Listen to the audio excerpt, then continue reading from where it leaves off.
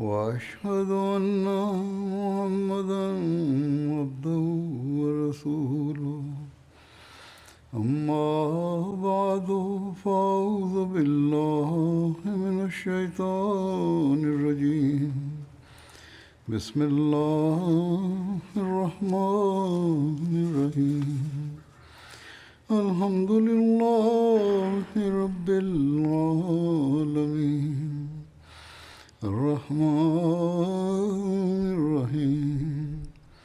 مالك يوم الدين. إياك نعبد وإياك نستعين. اهدنا الصراط المستقيم.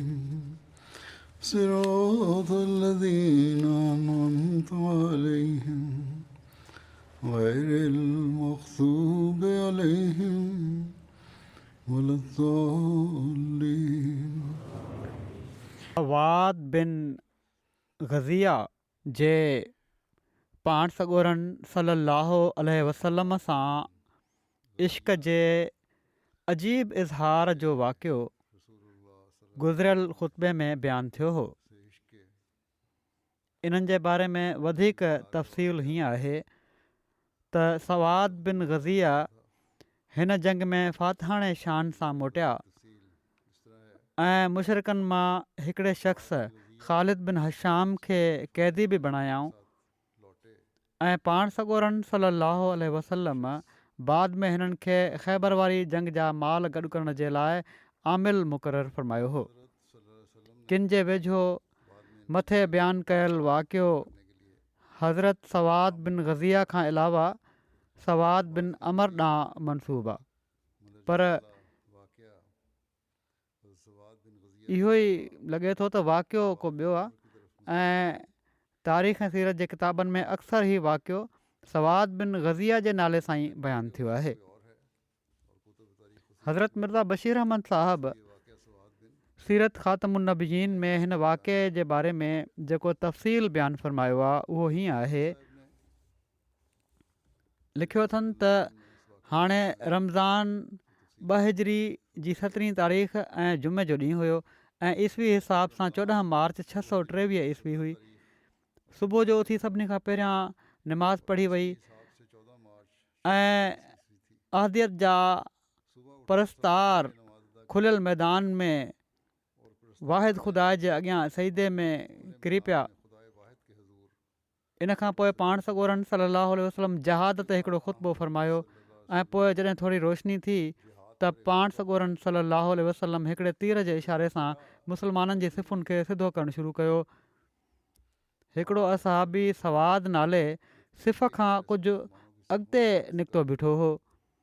पाण सॻोरनि सल्लल्लाहु अलैहि वसल्लम उनखे तीर जे इशारे सां पोइ हटण लाइ चयो, पर इतफ़ाक़ सां संदन तीर जी काठी उन जे सीने ते वञी लॻी।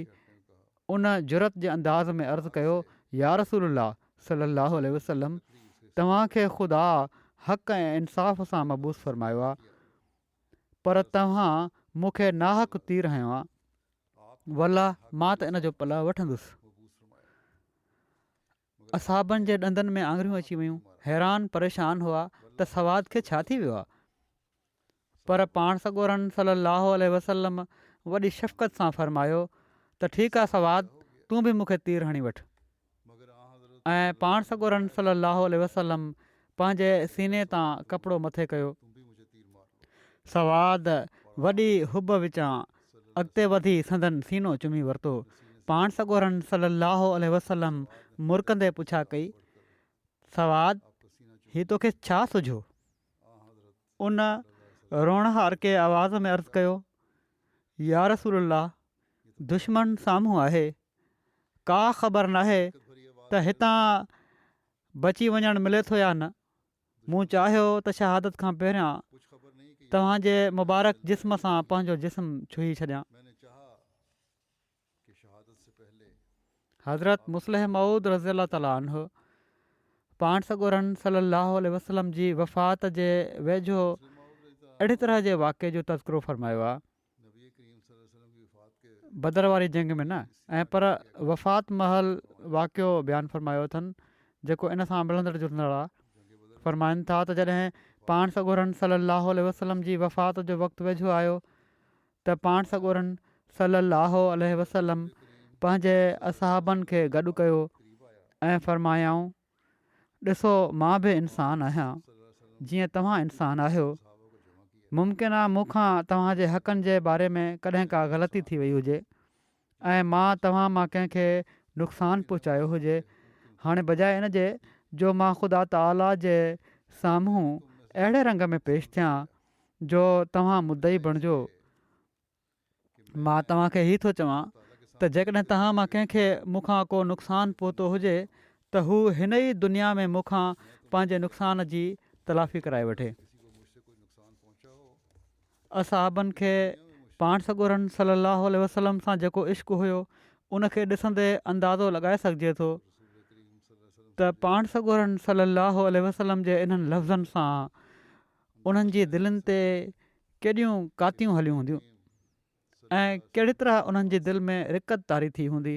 जीअं त ईअं ई थियो, असहाबनि ते रिकत तारी थी वई, उन्हनि जी अखियुनि मां ॻोढ़ा वही निकिता ऐं उन्हनि जे लाइ ॻाल्हाइणु ॾुखियो थी वियो। पर हिकिड़ा असहाबी उथिया ऐं उन्हनि चयो, या रसूल अल्लाह, जॾहिं तव्हां चयो आहे त जेकॾहिं कंहिंखे मूं को नुक़सानु पहुचायो आहे त हू मूंखां इन जो पलउ वठी छॾे त मां तव्हां खां हिकिड़ो पलउ वठणु चाहियां थो। पाण सॻोरनि सलाहु अलैहि वसल्लम फ़रमायो, हा हा जल्दी ॿुधाए, तोखे मूंखां कहिड़ो नुक़सानु पहुतो आहे? हू असहाबी चवणु लॻा, या रसूल अल्लाह, फ़लाणी जंग जे मौक़े ते तव्हां सिफ़ूं सिधियूं कराए रहिया हुओ जो हिकिड़ी सिफ़ मां लंघे तव्हांखे अॻिते वञण जी ज़रूरत पेश आई। तव्हां जेॾी महिल सिफ़ खे चीरे अॻिते वियो त तव्हांजी ठूठ मुंहिंजी पुठी ते लॻी वई। अॼु मां उनजो पलउ वठणु चाहियां थो। असहाब बयानु कनि था त उन वक़्तु कावड़ में असां जूं तलवारूं म्याणनि मां ॿाहिरि निकिरी रहियूं हुयूं ऐं असां जूं अखियूं रत छॾणु लॻियूं। जेकॾहिं पाण सॻोरा सलाहु अलैहि वसल्लम उन वक़्तु असांजे साम्हूं मौजूदु न हुजनि हा त यकीननि असां उनखे टुकड़ा टुकड़ा करे छॾियूं हा। पर पाण सॻोरनि सलाहु अलैहि वसल्लम पंहिंजी पुठी उन ॾांहुं कई ऐं फ़रमायाऊं त पंहिंजो पलउ वठि ऐं मूंखे बि उअं ई ठूठ हण। उन माण्हू चयो, या रसूल अल्लाह, अञा न। जॾहिं तव्हांजी ठूठ मूंखे लॻी हुई त उन वक़्तु मुंहिंजी पुठी उघाड़ी हुई ऐं तव्हांजी पुठी ते कपिड़ो आहे। पाण सॻोरनि सलाहु अलैहि वसल्लम असहाबनि खे फ़रमायो, मुंहिंजी पुठी तां कपिड़ो परे कयो त जीअं हीउ शख़्स पंहिंजो पलउ मूंखां वठे। जॾहिं असहाबनि पाण सॻोरनि सलम जी पुठी तां कपिड़ो परे कयो त हू असहाबी ॾकंदड़ चपनि ऐं वहंदड़ ॻोढ़नि सां अॻिते वधियो ऐं उन पाण सॻोरनि सलम जी उघाड़ी पुठी ते मोहबत विचां हिकिड़ी चुमी ॾिनी ऐं चयाईं, या रसूल अल्लाह, कुझा पल ऐं कुझा ई नाचीज़ ग़ुलाम। जेॾी महिल हुज़ूर खां मूंखे हीउ मालूम थियो त शायदि उहो वक़्तु वेझो अची पहुतो आहे जंहिंजे तसवुर सां बि असांजा वार उभा थी था वञनि त मूं चाहियो त मुंहिंजा चप हिकु दफ़ो हिन बाबरकत जिस्म खे मस करे वठनि जंहिंखे ख़ुदा सभिनी बरकतुनि जो मजमूओ बणायो आहे। सो मां इन ठूठ लॻण खे पंहिंजे मक़सद खे पूरो करण जो हिकिड़ो बहानो बणायो ऐं मूं चाहियो त आख़िरी भेरो तव्हांखे चुमी था वठां। या रसूल अल्लाह, ठूठ लॻणु छा शइ आहे? असांजी त हर शइ तव्हांजे लाइ क़ुर्बान आहे। मुंहिंजे नफ़्स त हीउ हिकिड़ो बहानो बणायो हुयो त जीअं तव्हांखे चुमण जो मौक़ो मिली वञे। उहे असहाब जेके उन शख़्स खे क़तलु करण ते तयारु थी रहिया हुआ, वॾी कावड़ में हुआ, उन वक़्तु उनजी हीअ ॻाल्हि ॿुधी। जॾहिं उन्हनि हीउ नज़ारो ॾिठो त हिते त का ॿी ॻाल्हि आहे उनजी दिलि में, त हू चवनि था त पोइ असां मां हर शख़्स खे पंहिंजे मथां कावड़ अचणु लॻी त असांखे छो न हीउ मौक़ो मिलियो त असां पंहिंजे प्यारे खे चुमी वठूं हा। हज़रत मुस्लिह मऊद फ़रमाइनि था त हीउ उहो शख़्स हुयो जेको असांजो हादी ऐं रहबर हो, माना त पाण सॻोरा सलाहु वसलम, जंहिं पंहिंजी ज़िंदगीअ जे हर शोबे में असांजे लाइ उहो नमूनो ॾेखारियो जंहिंजो मिसाल ॿिए कंहिं नबी में नथो मिली सघे। अपनी ज़िंदगी के हर शोबे में हमारे लिए वो नमूना दिखाया जिसकी मिसाल और किसी नबी में नहीं मिल सकती।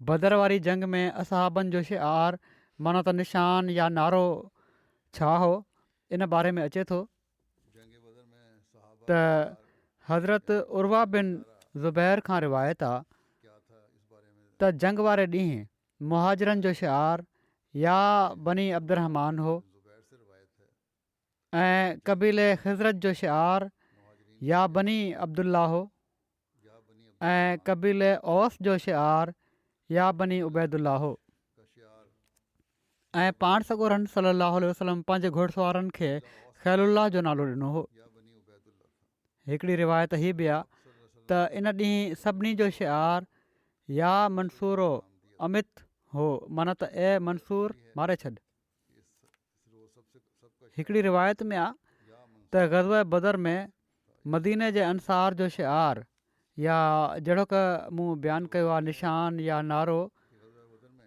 अहद हो, अंसार मदीना का शियार जेको इन लाइ मुतयन कयो वियो हुयो बयान किया निशान जो राति जी ऊंदाही में या तमामु घणी छिती वेड़ में इसलिए मुतय्यन इन नारे सां सुञाणे सघिजे त ही अंसारी आहिनि। अहिड़ी तरह मुहाजिरनि लड़ाई में मुसलमाननि जो शिआर या नारो या बनी अब्दुरहमान हो।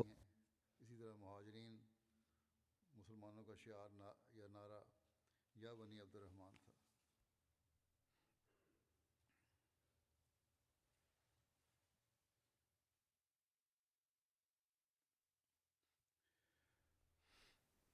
पाण सॻोरनि सलाहु वसलम जूं जंग जे बारे में हिदायतूं जेके हुयूं, इन्हनि जो वधीक तफ़सील हीअं बयानु थियो आहे त जॾहिं पाण सॻोरनि सलाहु वसलम सिफ़ुनि खे सिधो करे वरितो मज़ीद तफ़सील इस तरह बयान हुई त असहाबनि खे फ़रमायाऊं करीम जेसि ताईं मां तव्हांखे हुकुम न ॾियां तव्हां हमिलो न कजो, ऐं जेकॾहिं दुश्मन तव्हांजे वेझो अची वञे त उन्हनि खे तीर हणी पोइ ते धिकजो, तू हमला न कर। छो त मुफ़ासिले खां तीरंदाज़ी अक्सर करे बेकार साबित थींदी आहे ऐं तीर ज़ाया थींदा रहंदा आहिनि। अहिड़ी तरह तलवारूं बि उन वक़्तु ताईं न छिकिजो जेसि ताईं दुश्मन बिल्कुलु वेझो न अची वञे। तीर ज़ाया होते रहते हैं। इसी तरह तलवारें भी उस वक्त तक पाण सॻोरनि सलाहु वसलम जे हिकिड़े ख़ुतबे जो ज़िक्र अचे थो। पाण सॻोरनि सलाहु वसलम असहाबनि जे साम्हूं ख़ुतबो ॾिनो जंहिंमें जहाद जी तरग़ीब ॾिनऊं ऐं सब्र जी तलक़ीन फ़रमायाऊं। पिणु फ़रमायाऊं मुसीबत महल सब्र करण सां अलाह ताला परेशानियूं ख़तमु फ़रमाईंदो आहे ऐं ॾुखनि खां निजात अता फ़रमाईंदो आहे। सब्र करने से हिकिड़े हंधि पाण सॻोरनि सलम जो हीउ ख़ुतबो जेको आहे इन जो तफ़सील हीअं बयानु थियो आहे त पाण सॻोरनि सलाहु वसलम अलाह ताला जो हमद सना बयानु कयो ऐं फ़रमायाऊं मां तव्हांखे इन ॻाल्हि ते उभारियां थो जंहिं ते अलाह उभारियो आहे ऐं उन शइ खां तव्हांखे मना कयां थो जंहिंखां उन तव्हांखे मना कयो आहे। उभारता हूँ अलाह ताला जेको बुज़ुर्ग ऐं बरतर आहे हू तव्हांखे हक़ जो हुकुम ॾिए थो, हू सचाई खे पसंदि करे थो, हू नेकनि खे बुलंद मक़ाम अता फ़रमाईंदो आहे हुक्म देता है। जेके उन वटि मौजूदु आहिनि। इन सां गॾु वो नेकोकारों को उन्हनि जो तज़किरो थींदो आहे। अता फरमाता है। इन सां गॾु हाँ मौजूद हू हिक ॿिए खां अॻिते वधी वञण जी कोशिशि कंदा आहिनि ऐं अॼु तव्हां हक़ जी मंज़िलुनि मां हिकिड़ी मंज़िल ते आहियो। इन में अलाह ताला उहो ई क़बूलु कंदो आहे जेको उन जी रज़ा जे लाइ कयो वेंदो आहे। एक मंजिल सख़्ती जी जॻहुनि ते सब्र अहिड़ी शइ आहे वही कबूल करता है। जंहिंसां अलाह ग़म खे ख़तमु करे छॾींदो आहे, ॾुख खां निजात ॾींदो आहे। सब्र ऐसी चीज आख़िरत में उन सां गॾु निजात हासिलु कंदो, इन सां गॾु निजात हासिलु कंदो माना त सब्र ॾेखारण जे ज़रिए सां।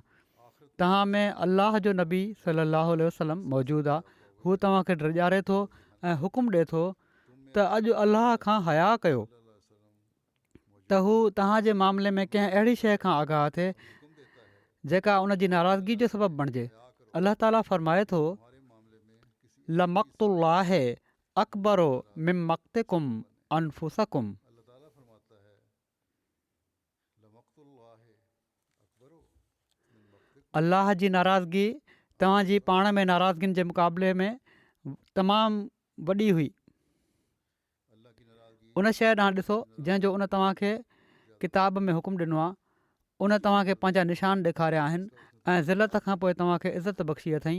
अलाह जो दामन मज़बूती सां झले वठो त जीअं हू तव्हां सां राज़ी थी वञे। हिन हंधि तव्हां पंहिंजे रब जी आज़माइश ते पूरा लहो। तव्हां उन जी रहमत ऐं मग़फ़रत जा हक़दार थी वेंदो जंहिंजो उन तव्हां सां वाइदो कयो आहे। उन जो वाइदो हक़ु आहे, उन जी ॻाल्हि सच आहे, उन जी सज़ा शदीद आहे। मां ऐं तव्हां माण्हू अलाह सां गॾु आहियूं जेको हयो कयूं मां। असां उन खां पंहिंजी फतह जे लाइ दुआ घुरूं था ऐं उन जो दामन पकड़ियूं था, उन ई ते तवकुल कयूं था, उन ई ॾांहुं मोटी वञिणो आहे। अलाह ताला असांखे ऐं मुस्लमाननि खे बख़्शे छॾे। हीउ इन जो तफ़सील हो। जंग दौरान किन माण्हुनि खे क़तलु करण खां पाण सॻोरन सलाहु वसलम रोकियो बि हो। इन बारे में अचे थो, हज़रत इब्न अब्बास बयानु कनि था त पाण सॻोरन सलाहु वसलम बदर जी जंग वारे ॾींहुं पंहिंजे असहाब खे फ़रमायो हो त मूंखे ख़बर पई आहे त बनु हाशिम ऐं कुझु ॿिया माण्हू क़ुरैश सां गॾिजी मजबूरन आया आहिनि, ख़ुशी सां नाहिनि आया। हू असां सां विढ़णु नथा चाहिनि। सो तव्हां मां जंहिंखे बि को बनु हाशिम जो माण्हू नज़र अचे त हू उनखे क़तलु न करे, ऐं जंहिंखे अबुल बख़्तरी नज़र अचे हू उनखे क़तलु न करे, ऐं जंहिंखे अब्बास बिन अब्दुल मुतलिब जेके रसूलुल्लाह सल्लल्लाहु अलैहि वसल्लम जा चाचा आहिनि नज़र अचनि त हू उन्हनि खे बि क़तलु न करे, छो त हीअ माण्हू मजबूरन क़ुरैश सां गॾिजी आया आहिनि। हज़रत इब्न अब्बास बयानु कनि था त हज़रत अबू हुज़ैफ़ा बिन उतबा चयो त असां पंहिंजे पीअरनि, पुटनि, भाइरनि ऐं मिटनि माइटनि खे त क़तलु कयूं ऐं अब्बास खे छॾे ॾियूं। अलाह जो कसम, जेकॾहिं मां खे हू मनत अब्बास नज़र आयो त मां तलवार सां ज़रूरु हुनखे क़तलु कंदुसि। रावी चवनि था त हीअ ख़बर पाण सॻोरन सल्लल्लाहु अलैहि वसल्लम ताईं पहुती त पाण हज़रत उमर बिन ख़त्ताब खे फ़रमायाऊं, ए अबू हफ़्स। हज़रत उमर चवनि था त अलाह जो कसम, हीअ पहिरियों ॾींहुं हुयो जॾहिं रसूलुल्लाह सल्लल्लाहु अलैहि वसल्लम मूंखे अबू हफ़्स जी कुनियत सां मुखातिबु फ़रमायो हो। पाण फ़रमायाऊं त छा रसूलुल्लाह सल्लल्लाहु अलैहि वसल्लम जे चाचे खे तलवार हंई वेंदी? हज़रत उमर अर्ज़ु कयो, या रसूलुल्लाह मूंखे इजाज़त ॾियो त मां तलवार सां हिन जो कंधु कपे छॾियां। माना त अबू हुज़ैफ़ा जो जन मुनाफ़िक़त ॾेखारी आहे।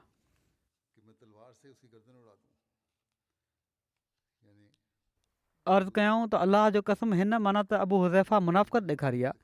हज़रत अबू हुज़ैफ़ा बाद में चवंदा हुआ त मां इन फ़िक्रे जे करे जेको मूं उन ॾींहुं चयो हुयो सुकून में न रहियुसि ऐं हमेशह इन खां डिॼंदो रहियुसि, सवाइ इन जे जो शहादत मुंहिंजी इन ॻाल्हि जो कफ़ारो करे छॾे, जीअं त हज़रत अबू हुज़ैफ़ा यमामा वारी जंग जे ॾींहुं शहीद थिया।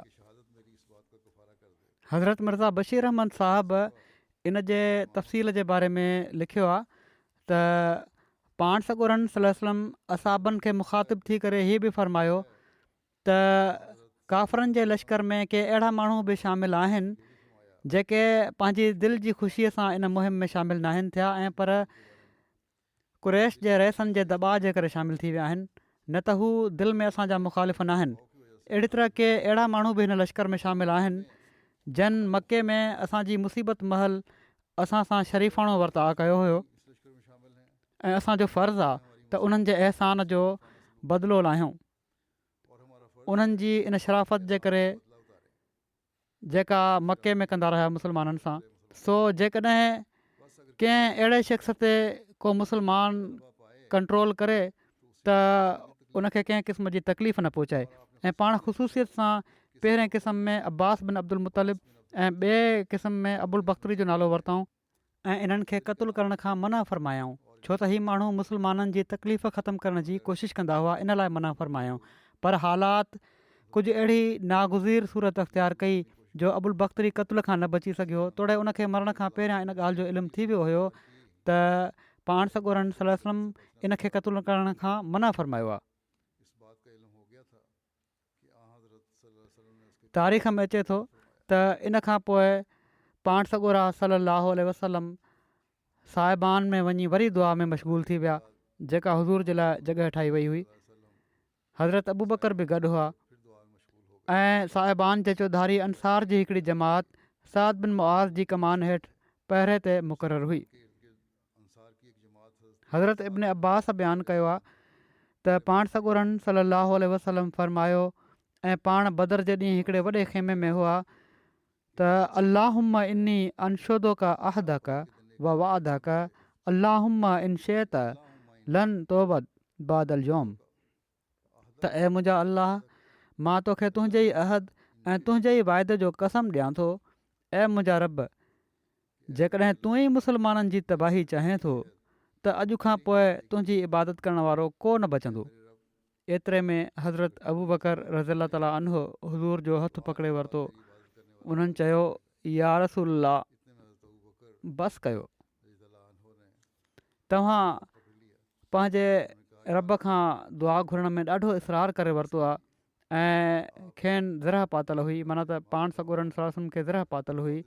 पाण खेमे मां निकिता ऐं पाण सॻोरा सलाहु अलैहि वसल्लम ही पढ़ी रहिया हुआ, सयुहज़मुल जमउ व युवल्लून दुबुर बलिस्साअतु मौइदुहुम वस्साअतु अदहा व अमर।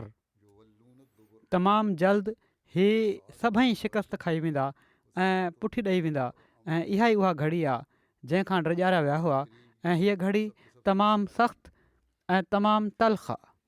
हज़रत अब्दुल्ला बिन अब्बास चवनि था त हज़रत उमर बिन ख़त्ताब मूंखे ॿुधायो, बदर वारे ॾींहुं रसूलुल्लाह सलाहु अलैहि वसल्लम मुशरिकनि खे ॾिठो, हू 1000 हुआ ऐं संदन असहाब 319 हुआ। अल्लाह जे नबी सलाहु अलैहि वसल्लम क़िबले ॾांहुं मुंहुं कयो, पोइ पंहिंजा ॿई हथ फैलायाऊं ऐं पंहिंजे रब खे ॾाढियां आवाज़ में पुकारींदा रहिया, अल्लाहुम्मा अंजिज़ली मा वअदतनी, अल्लाहुम्मा आते मा वअदतनी, अल्लाहुम्मा इन तुहलिक हाज़िहिल इसाबत मिन अहलिल इस्लाम ला तौबत फिल अर्ज़। माना त ए अल्लाह, जेको तूं मूंसां वाइदो कयो आहे उनखे पूरो फरमा। ए अल्लाह, जेको तूं मूंसां वाइदो कयो आहे उहो मूंखे अता फरमा। ए अल्लाह, जेकॾहिं तूं मुस्लमाननि जो हीउ गुरोह हलाक करे छॾियो त ज़मीन ते तुंहिंजी इबादत न कई वेंदी। क़िबले ॾांहुं मुंहुं कयूं, ॿई हथ फैलायूं, पाण लाॻीतो पंहिंजे रब खे ॾाढियां आवाज़ सां पुकारींदा रहिया, एसि ताईं जो संदन लोई संदन कुल्हनि तां किरी पई। हज़रत अबू बकर हुज़ूर वटि आया ऐं हुज़ूर जी लोई खयाऊं ऐं हुज़ूर जे कुल्हनि ते रखे छॾियाऊं।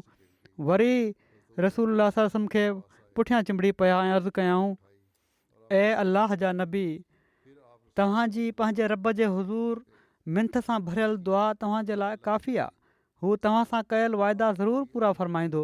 इन ते अलाह ताला हीअ आयत नाज़िल फ़रमाई, इज़ तस्तगीसून रब्बकुम इज़ तस्तगीसून रब्बकुम फस्तजाब लकुम अन्नी मुमिद्दुकुम बिअल्फिम मिनल मलाइकति मुर्दिफ़ीन। जॾहिं तूं पंहिंजे रब खे फ़रियाद करे रहियो आहीं, उन तुंहिंजी मिंथ खे क़बूल करे वरितो इन वाइदे सां त मां ज़रूरु 1000 क़तार दर क़तार फ़रिश्तनि सां तुंहिंजी मदद कंदुसि। सो अल्लाह मलाइकनि जे ज़रिए संदन मदद फ़रमाई। सही मुस्लिम जी ही रिवायत आहे। हिन वाक़े खे हज़रत मिर्ज़ा बशीर अहमद साहिबु पंहिंजे किताब में हीअं बयानु फ़रमायो आहे त पाण साहिबान में वञी वरी दुआ में मशगूल थी विया। हज़रत अबू बकर बि गॾु हुआ।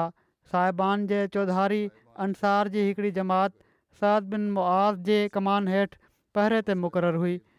थोरी देरि खां पोइ मैदान मां हिकिड़ो लुढ़ आयो ऐं ख़बर पई त कुरैश जे लश्कर आम हमिलो करे ॾिनो आहे। उन वक़्तु पाण सॻोरा सलाहु अलैहि वसल्लम वॾी रिकत जी हालत में ख़ुदा जे साम्हूं हथ फैलायूं दुआऊं घुर रहिया हुआ ऐं वॾे इज़तिराब जी हालत में फ़रमाइनि पिया, अल्लाहुम्मा इन्नी अनशुदुका अहदका व वअदका अल्लाहुम्मा इन तुहलिक हाज़िहिल इसाबत मिन अहलिल इस्लाम ला तौबत फिल अर्ज़। ऐं मुंहिंजा ख़ुदा, पंहिंजे वाइदनि खे पूरो कर। ऐं मुंहिंजा मालिक, जेकॾहिं मुस्लमाननि जी हीअ जमायत अॼु हिन मैदान में हलाक थी वई त दुनिया में तोखे पूॼण वारो को न रहंदो। उन वक़्तु पाण एतिरे क़दुरु कर्ब जी हालत में हुआ जो कॾहिं पाण सजदे में किरी पिया पवनि ऐं कॾहिं बिही ख़ुदा खे पुकारनि पिया ऐं संदन लोई संदन कुल्हनि तां हर हर किरी पई पए ऐं हज़रत अबू बकर उहा हर हर खणी हुज़ूर जे मथां रखनि पिया। हज़रत अली चवनि था त मूंखे विढ़ंदे पाण सॻोरनि सलाहु जो ख़्यालु पियो अचे त मां संदन साहिबान ॾांहुं भॼंदो पियो वञा, पर जॾहिं बि मां वयुसि मां हुज़ूर खे सईदे में ख़ुदा खे ॿाराईंदे ॾिठो ऐं मूं ॿुधो त संदन ज़बान ते हीअ लफ़्ज़ जारी हुआ त या हयो या कयूम, या हयो या कयूम, माना त ऐं मुंहिंजा ज़िंदा ख़ुदा, ऐं मुंहिंजा ज़िंदगी बख़्श आका। हज़रत अबू बकर संदन हिन हालत खे ॾिसी बेचैन थींदा पिया वञनि ऐं कॾहिं कॾहिं यकदमि अर्ज़ु पिया कनि, या रसूल अल्लाह, मुंहिंजा माउ पीउ तव्हां ते घोर वञनि, तव्हां घबरायो न, अल्लाह पंहिंजा वाइदा ज़रूरु पूरा कंदो, अल्लाह पंहिंजा वाइदा ज़रूरु पूरा कंदो। पर हिन सचे मक़ूल जे मुताबिक़ फ़ारसी जो मक़ूलो आहे त हर के आरिफ़ तरसां तर, माना त हर को जेको जेतिरी मार्फत रखंदो आहे ओतिरो ई हू डिॼंदो बि आहे। पाण सॻो रासम लाॻीतो दुआ ऐं गिरयोज़ारी में मसरूफ़ रहिया।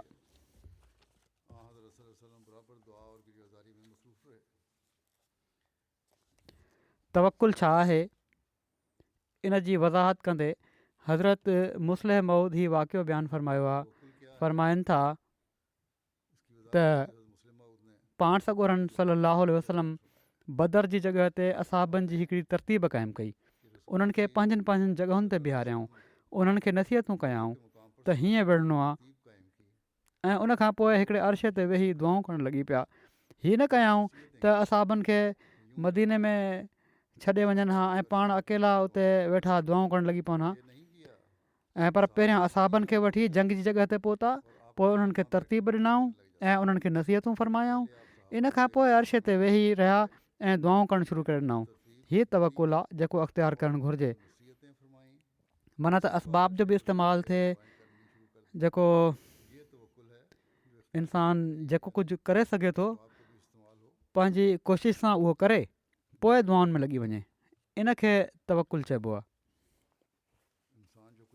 हज़रत मसीह मऊद अलैहिस्सलाम फ़रमाइनि था त क़ुर शरीफ़ में बार बार पाण सॻोरनि सलाहु अलैहि वसल्लम खे काफ़रनि ते फ़तह हासिलु करण जो वाइदो ॾिनो वियो हुयो, पर जॾहिं बदर जी लड़ाई शुरू थी, जेका इस्लाम जी पहिरीं लड़ाई हुई, त पाण सॻोरनि सलाहु अलैहि वसल्लम रोअण ऐं दुआ करणु शुरू करे ॾिनो, ऐं दुआ कंदे कंदे हीअ लफ़्ज़ पाण सॻोरनि सलाहु अलैहि वसल्लम जे वातां निकिता त अल्लाहुम्मा इन अहलक़्त हाज़िल इसाबत वलन तौबत फिल अर्ज़ अबदा,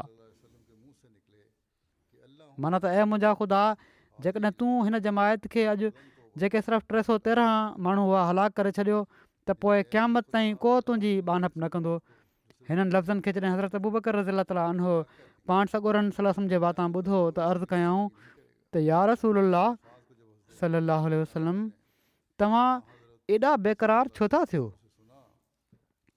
ख़ुदा ताला त तव्हांखे पको वाइदो ॾेई छॾियो आहे त मां फ़तह ॾींदुसि। पाण फ़रमायाऊं त हीअ सच आहे, पर उन जी बेनियाज़ीअ ते मुंहिंजी नज़र आहे, माना त कंहिं वाइदे खे पूरो करणु ख़ुदा ताला ते हक़ वाजिबु न आहे। ख़ुदा ताला वॾो बेनियाज़ आहे, तंहिं करे असांखे हर भेरे हर वक़्तु डिॼंदो रहणु घुरिजे, फ़िक्रमंद रहणु घुरिजे। जॾहिं पाण साहिबान में दुआ घुरी रहिया हुआ त पाण सॻोरनि सलाहु अलैहि वसल्लम खे निंड जो झूठो हुयो, पोइ ओचितो जाॻिया ऐं फ़रमायाऊं, ऐं अबू बकर ख़ुशि थी वञ, तुंहिंजे परवरदिगार जी मदद अची वई आहे। हीअ ॾिस, जिब्राइल पंहिंजे घोड़े खे लगाम खां वठियूं हलाईंदा था अचनि, उन जे पेरनि ते धूड़ जा निशान आहिनि। सीरत इब्न हिशाम जी हीअ रिवायत आहे। वरी हिकिड़ी रिवायत में आहे त हुज़ूर सलाहु अलैहि वसल्लम फ़रमायो त अबू बकर तोखे बिशारत हुजे, हीअ जिब्राइल आहिनि जिन खे सुनहरी अमामो पातल आहे, हू ज़मीन ऐं आसमान जे माबैन पंहिंजे घोड़नि खे उन्हनि जे लगामनि खां वठियूं अचनि था पिया। जॾहिं हू ज़मीन ते लथा त कुझु देरि जे लाइ मूंखां ग़ाइबु थिया, वरी ज़ाहिर थिया। उन्हनि जे घोड़े जा पेर मिटी हणा हुआ। हू चई रहिया हुआ त जॾहिं तव्हां घुरी आहे दुआ त अलाह जी नुसरत तव्हां वटि अची वई आहे। बदर वारी जंग में पाण सॻोरनि सलाहु अलैहि वसल्लम जी शमूलियत, ज़ाती तौर ते शमूलियत जे बारे में लिखियलु आहे त बदर जे मैदान में पाण सॻोरनि सलाहु अलैहि वसल्लम ज़ुबैर बिन अवाम खे मैमना ते मुक़ररु कयो, मिक़दाद बिन अमर खे मैसरा ते ऐं कैस बिन अबी सासा खे साका माना त प्यादा फ़ौज ते मुक़ररु कयऊं। लश्कर जी बिलउमूम क़यादत पाण सॻोरन सलाहु वसलम जे हथ में हुई। पाण सॻोरा सलाहु वसलम अॻिली सिफ़ुनि में हुआ। पाण सॻोरन सलाहु वसलम सभिनी असाबनि खे पंहिंजी हिदायतुनि जो पाबंद कयो। पाण सॻोरन सलाहु वसलम फरमायो, तव्हां मां को शख़्स उन वक़्त ताईं पेशकदमी न करे जेसि ताईं मां उन जे अॻियां न हुजां। अहिड़ी तरह नबी करीम सलाहु वसलम हथियारनि जे बामक़सद इस्तेमाल जी तरग़ीब ॾींदे फ़रमायो, जॾहिं दुश्मन तव्हांजी पहुच में अची वञे त तीर हलाइजो ऐं तीरनि खे जेतिरो थी सघे बचाए रखिजो। हीउ जेको वेही दुआ करण जो जेको सॼो किसो बयानु थियो आहे, हीउ इन पूरी जंग शुरू थियण खां पहिरियां जो वाक़ियो आहे, छो त उहो लिखियो अहिड़ी तरह वियो आहे, तंहिं करे सम्झो वञे थो त शायदि पाण सॻोरा सलाहु वसलम जंग में शामिलु न थिया, पाण शामिलु हुआ, पर हीअ दुआ इन खां पहिरियां पाण घुरी हुआऊं, जंहिंजे नतीजे में फ़रिश्तनि जी मदद बि अलाह ताला मोकिली। बहरहाल लिखियलु आहे त बदर जे जंग जे मैदान में पाण सॻोरन सलाहु वसलम जी अमली शिरकत जे बारे में हज़रत अली बयानु कनि था त असां बदर जे ॾींहुं पाण सॻोरन सलाहु वसलम जी अड़ वठंदा हुआसीं। पाण सॻोरा सलम दुश्मन जे तमामु वेझो हुआ। उन ॾींहुं पाण सॻोरा सलाहु वसलम सभिनी मुजाहिदनि खां वधीक सख़्तु जंग करण वारा हुआ।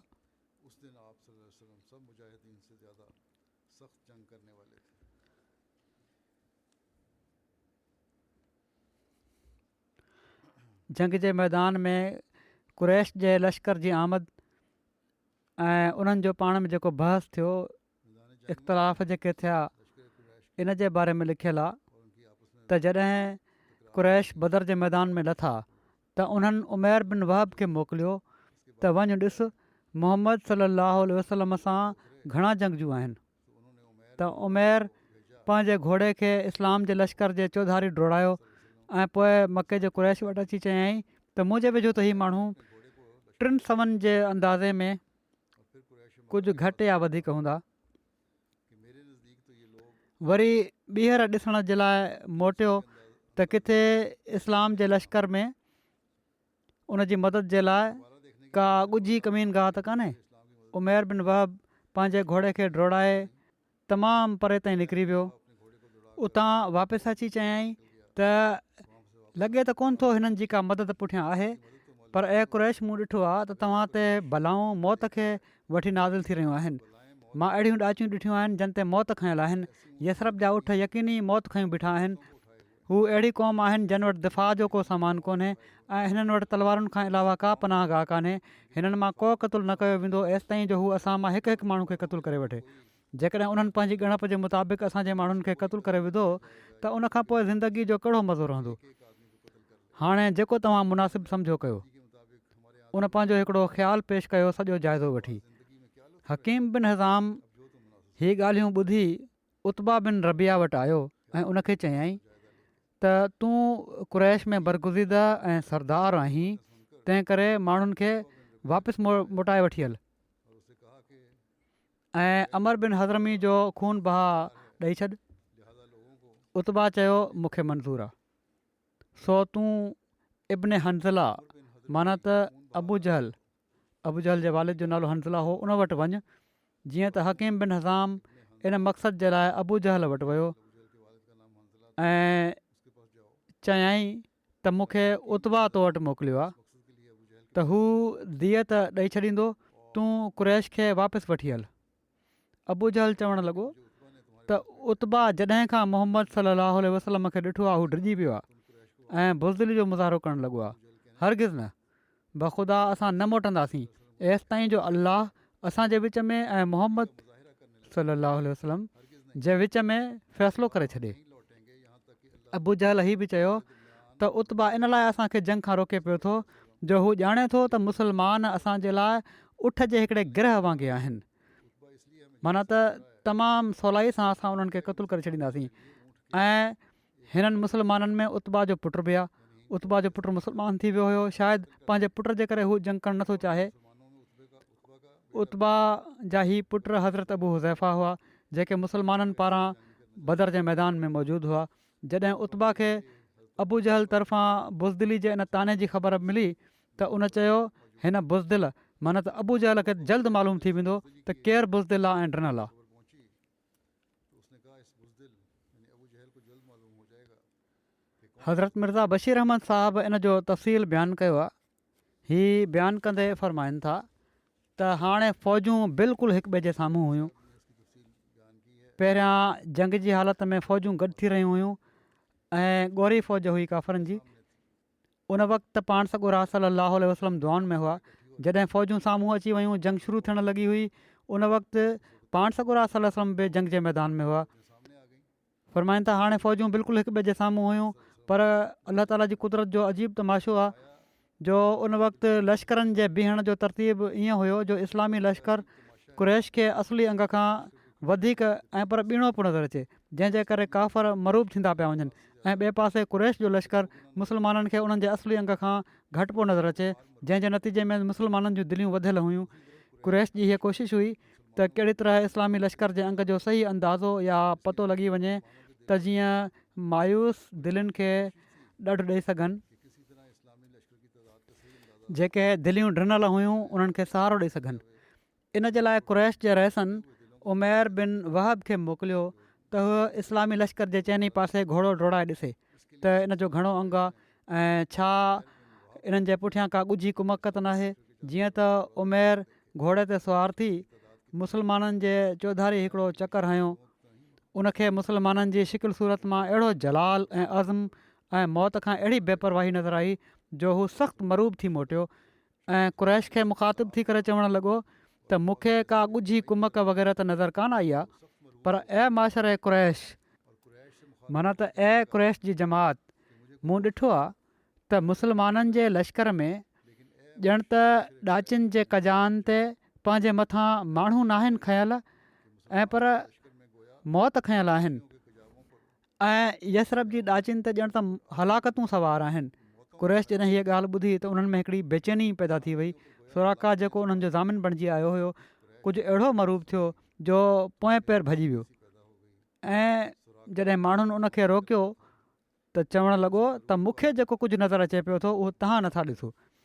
हकीम बिन हज़ाम उमैर जी राय जॾहिं ॿुधी त घबरायल उतबा बिन रबीअ वटि आयो ऐं चवणु लॻो ऐं उतबा, तूं मुहम्मद सल्लल्लाहु अलैहि वसल्लम खां आख़िर अमर हज़रमी जो बदिलो ई वठणु चाहीं थो न? उहो तुंहिंजो हलीफ़ हुयो, छा ईअं नथो थी सघे त तूं उन तरफ़ां खून भाउ अदा करे छॾ ऐं कुरैश खे वठी वापसि मोटी वञु? इन में हमेशह जे लाइ तुंहिंजी नेकनामी रहंदी। उतबा जेको पाण ई घबरायल हुयो, ॿियो उनखे छा पियो घुरिजे, तकड़ में चयईं त हा हा इहो ई सही आहे, मां राज़ी आहियां।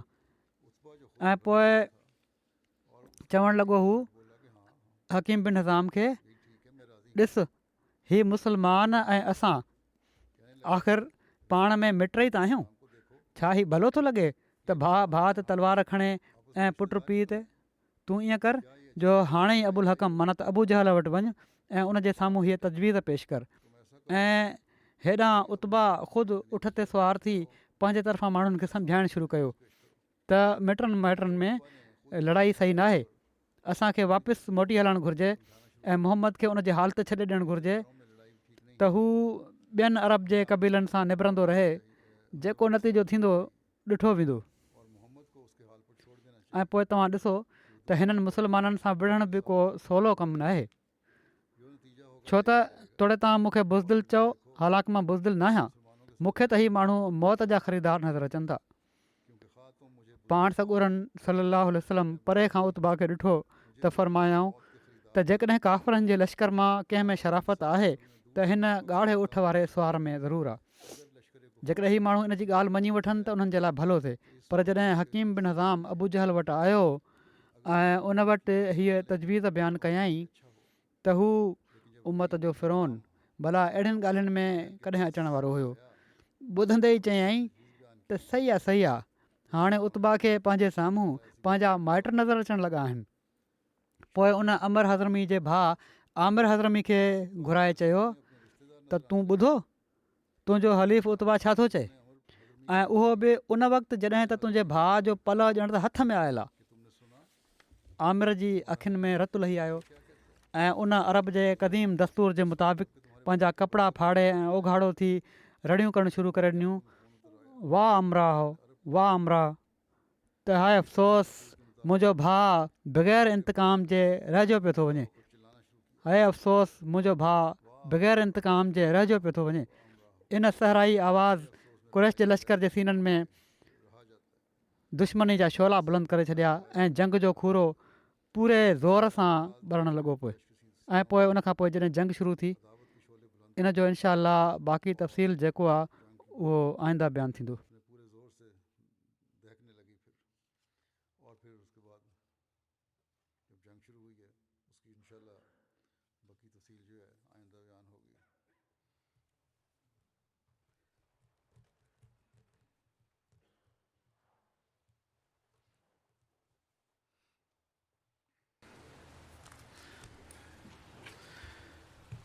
الحمد لله الحمد لله نحمده ونستعينه نحمده ونستعينه ونستغفره ونؤمن به ونتوكل عليه ونعوذ بالله من شرور أنفسنا ومن سيئات أعمالنا من يهده الله فلا مضل له ومن يضلل فلا هادي له ونشهد أن لا إله إلا الله ونشهد أن محمدا عبده ورسوله عباد الله رحمكم الله إن الله يأمر بالعدل والإحسان وإيتاء ذي القربى وينهى عن الفحشاء والمنكر والبغي يعظكم لعلكم تذكرون اذكروا الله يذكركم وادعوه يستجب لكم ولذكر الله أكبر.